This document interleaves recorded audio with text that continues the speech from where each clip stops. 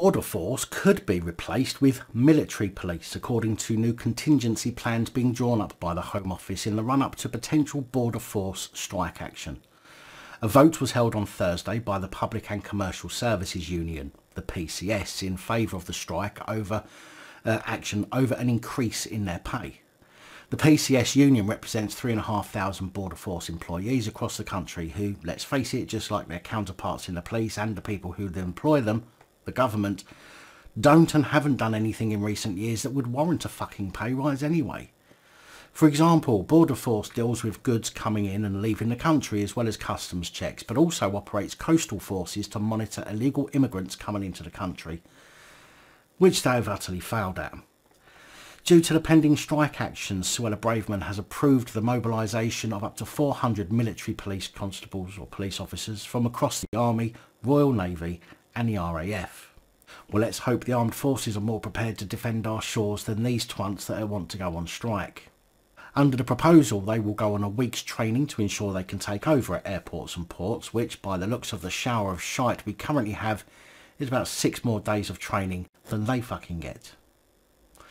The armed forces have already been planning to adopt the role of ambulance drivers to cover a potential strike by NHS staff before Christmas.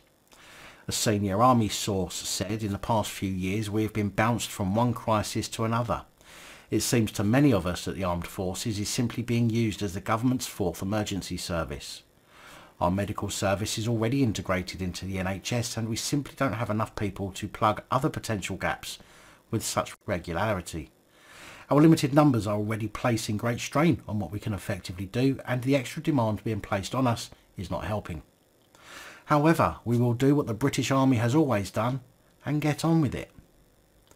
And isn't it a shame that other services can't adopt the same mindset and do what the fuck they're supposed to do and just get the fuck on with it? Maybe if we see an improvement in services, the public might be more willing to accept a pay rise for these services. But let's face it, after the catastrophic management of the police and the state that they're in, and the fact that most of the NHS were in on the Kung Flu pandemic, stopping people from saying goodbye to dying relatives, calling the police on people who weren't wearing masks, actively encouraging segregation and discrimination against those who don't or didn't want to wear a face nappy. I don't know about you, but I don't think on the whole any of these so-called public services deserves a pay rise. But that's simply one man's opinion, and I'm sure you have your own. But in any sector, pay rises normally come from good work and increased productivity, neither of which I'm seeing from any of these public services.